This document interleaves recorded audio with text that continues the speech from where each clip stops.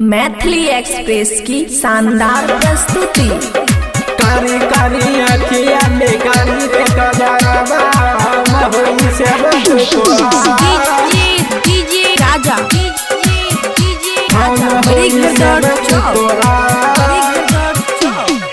खुशी recording studio बलुआ। कारी कारी अखिया में कारी रे कजरवा महोई से महोई से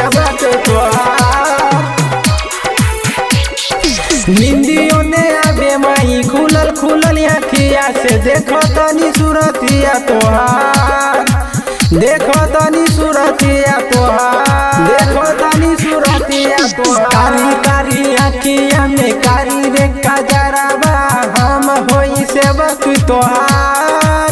निंदियों ने आगे माई खुलल खुलल अखिया से देखो तनी सूरतिया तोहार, से देखो तनी सूरतिया तोहार।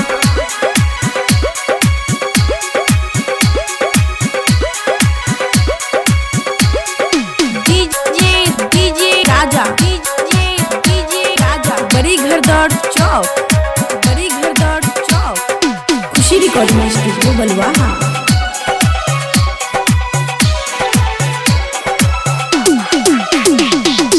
जादू तू चलैलू माई हमके चरण में तू बोलैलू हो, बोलना ना बाबा समय जाने का तू माई का के गईलू, जाने का तू माई का के गईलू।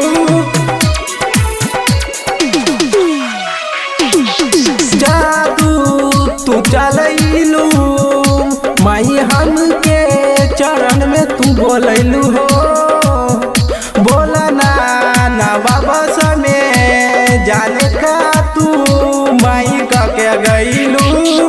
कारी कारी अखिया में कारी रे कजरवा हम होई सेवक तोहार, हम होई सेवक तोहार।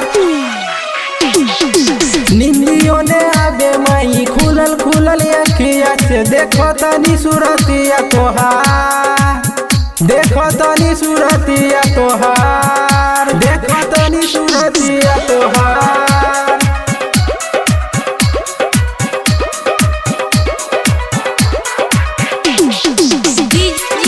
डीजे राजा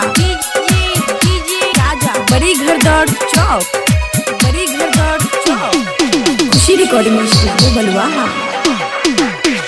रानी सूतल माई आइलू हमके जगावे होई गईले दर्शन तोहार। रानी सूतल माई आइलू हमके जगावे होई गईले दर्शन तोहार, होई गईले दर्शन तोहार।